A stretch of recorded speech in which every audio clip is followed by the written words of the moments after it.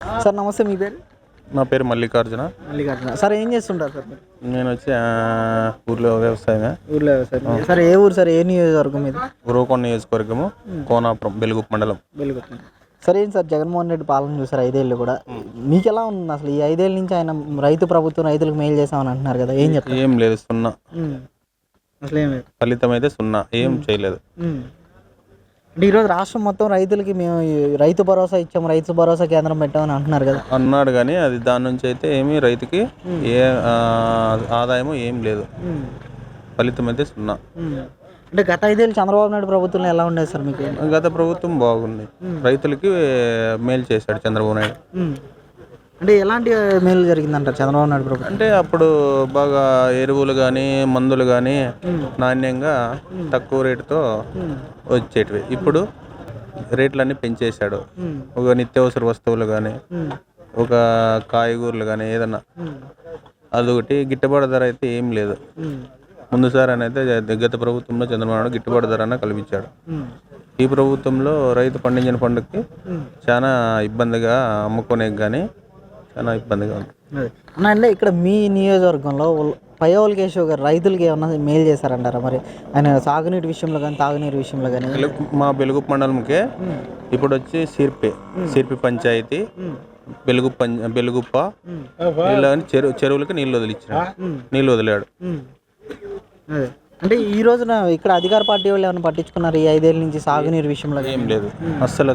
కొంచెం ఒక కాలువ కానీ మొదలు పెట్టలేదు. ఏంది ఊరికే టైం పాస్ చేశారు అంతే, ఏం లేదు. ఏంటి మరి ఇక్కడ ఈ అనంతపురం జిల్లాలో ఎటువంటి పరిశ్రమలు వచ్చాయి 5 ఏళ్ళ నుంచి, ఏం చెప్తారు? పరిశ్రమలు అయితే ఇంతకుముందు గత ప్రభుత్వంలో కియో పరిశ్రమ వచ్చింది. ఈ ప్రభుత్వంలో ఏ పరిశ్రమ లేదు, ఏంది లేదు. అసలు ఏం పరిశ్రమ అంటే మరి యువతకు ఉపాధి కల్పించామని చెప్తున్నారు కదా, అసలు ఏ ఉపాధి లేదు. అసలు జాబ్ క్యాలెండర్ లేదు. నేను బీఈడీ చేసిన, BA డిఎస్సి ఈ ప్రభుత్వంలో అసలు జాబ్లే వదలలే. గత ప్రభుత్వంలో 2 times రాసిన డిఎస్సి చంద్రబాబు ప్రభుత్వంలో.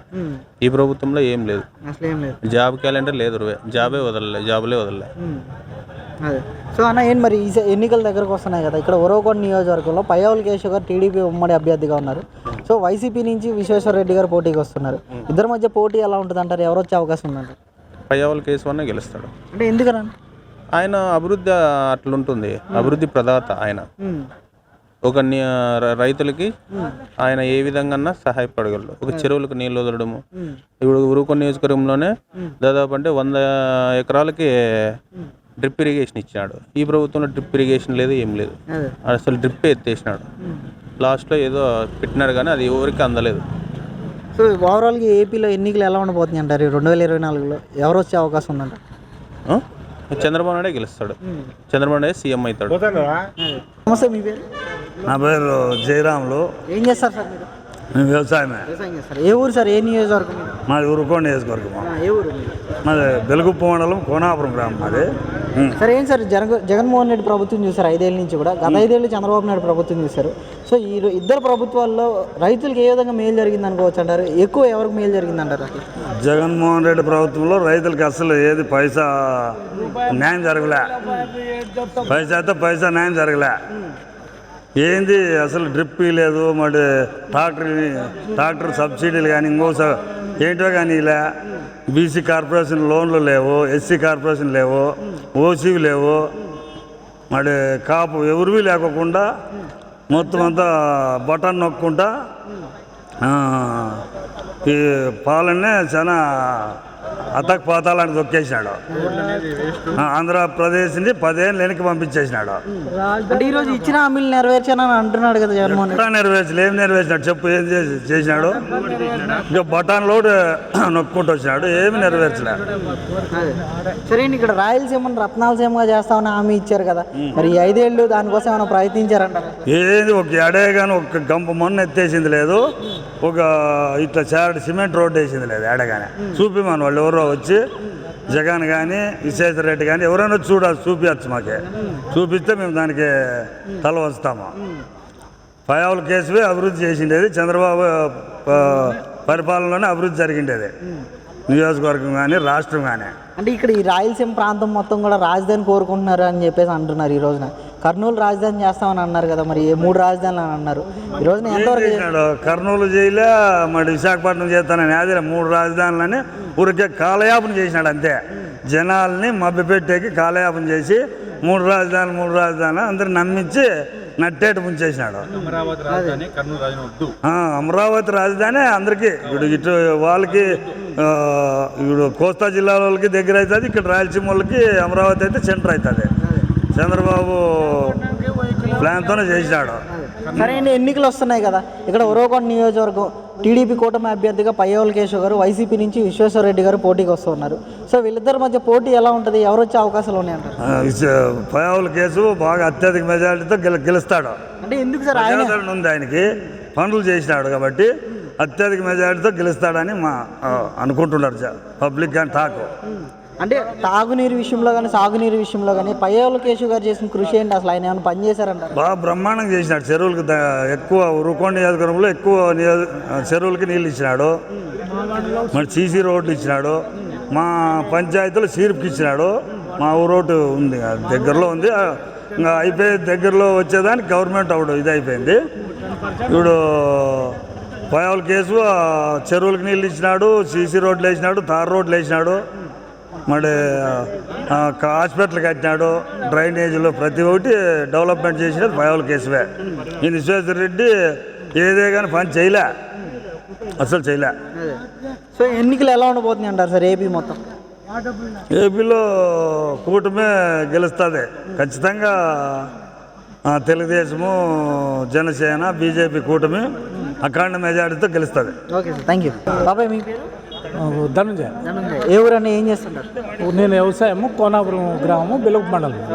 సరే ఏంటి మరి ప్రభుత్వం అంటే సంక్షేమం అభివృద్ధి అని అంటారు కదా, ఈరోజు అభివృద్ధిగా కాకుండా సంక్షేమం మా లక్ష్యం అని అంటున్నారు జగన్మోహన్ రెడ్డి గారు. ఎలా అనిపిస్తుంది, అసలు ఏం చెప్తారు? ఎలా ఏం లేదు, డెవలప్మెంట్ ఇప్పుడు ఏం పథకాలు మనకు అందింటేనా, సబ్సిడీ లేదు, ట్రిప్ లేదు. ఇప్పుడు ఇవి ఓసీ కానీ, బీసీ కానీ, ఎస్సీ కానీ ఏ పథకాలు అందడం లేదు. ఊరికి కానీ రిలీజ్ కాలే, పండు ఉన్నాయి చెప్తున్నారు కానీ ఓన్లీ బటన్ నొక్కడానికే సరిపోయింది. పోతే ఏమి పథకాలు అన్ని పథకాలు, సంక్షేమ పథకాలు ఎవరు కొంతమందికి అందిండొచ్చు కానీ ఓసీ, ఎస్సీ, బీటీల వరకు 80% అందడం లేదు. కాబట్టి 2019లో చంద్రబాబు డెవలప్ చేసినాడు కానీ 14లో అదే తీరుతోనే మళ్ళా చంద్రబాబు నాయుడు వస్తేనే అభివృద్ధి అవుతా అనే ఆశ జనానికి ఎక్కువ ఉండేది. జగన్ ఇంకా ఏం లబ్ధి ఉండదనే ఆశ రాష్ట్రం చాలా అల్లకల్లోలంగా ఉంది కదా. 10 ఏళ్ళు వెనకపోయింది, ఇంకా అభివృద్ధి లేకున్నాడు, ఏం పరిపాలించావు, అప్పుల పాలు అవుతున్నాయి. మరి ఎలక్షన్స్ దగ్గరకు వస్తున్నాయి కదా, ఈసారి ఇక్కడ ఉరవకొండ నియోజకవర్గంలో కూటమి అభ్యర్థిగా పయ్యవల కేశవ్ గారు, వైసీపీ నుంచి విశ్వేశ్వరరెడ్డి గారు పోటీకి వస్తున్నారు. మరి ఇద్దరులో ఎవరు వస్తే ఇంకా మీకు మేలు జరుగుతుంది అంటారు, ఏం చెప్తారు? మళ్ళీ కేసు వస్తేనే డెవలప్ అయ్యేది. నీరు కానీ, తాగునీరు సమస్య కానీ, ఇప్పుడు రైతులకి ఇప్పుడు నీళ్ళ సమస్య పెద్ద, రైతులంతా భూమి ఆధారపడే బతికోలే కదా, ఎక్కడ బోర్లో సుక్కు నీళ్ళు లేవు, ఎండిపోయినాయి అన్నీ. ఇప్పుడు జలం వల్ల నీరు డెవలప్ కావాలంటే చెరువులన్నీ నిండుతాయి కదా, డ్యాముల్లో నీళ్ళు లేవు. కాబట్టి అంతే చంద్రబాబు అయితే ఇవన్నీ శ్రీశైలం డ్యామ్ నీళ్ళన్నీ ఇదైతే ఆశ ఎక్కువ ఉంది జనాలకి.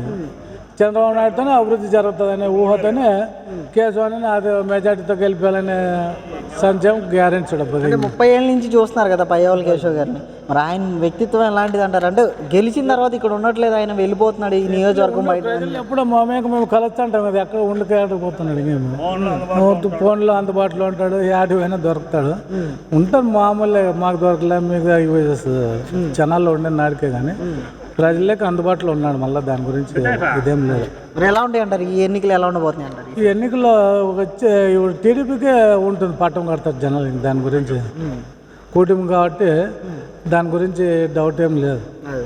ఎక్కడ 30 నుంచి కింద వరకు గెలుస్తాను నేను. దాని గురించి డౌట్. కూటమి వస్తే ఎలాంటి మేలు జరుగుతుంది అని అనుకుంటున్నారు? కూటమి వస్తే ప్రజలకు మేలు జరుగుతుంది, అభివృద్ధి జరుగుతుంది అనేది ఎక్కువ. పరిశ్రమలు ఉంటాయి, తాగునీళ్ళు ఉంటాయి, సాగునీటి, ప్రతి సంక్షేమ పథకాలు. ఇప్పుడు ప్రజలకి ఇప్పుడు పరిశ్రమలు వచ్చినాడు ఆటోమేటిక్గా ఆదాయం అనేది పెరిగినాడు, మనం ఏదైనా చేసుకోగలము. అభివృద్ధి లేకున్నాడు ఇంకెవడు మనం డెవలప్ చేసుకునేది అదే.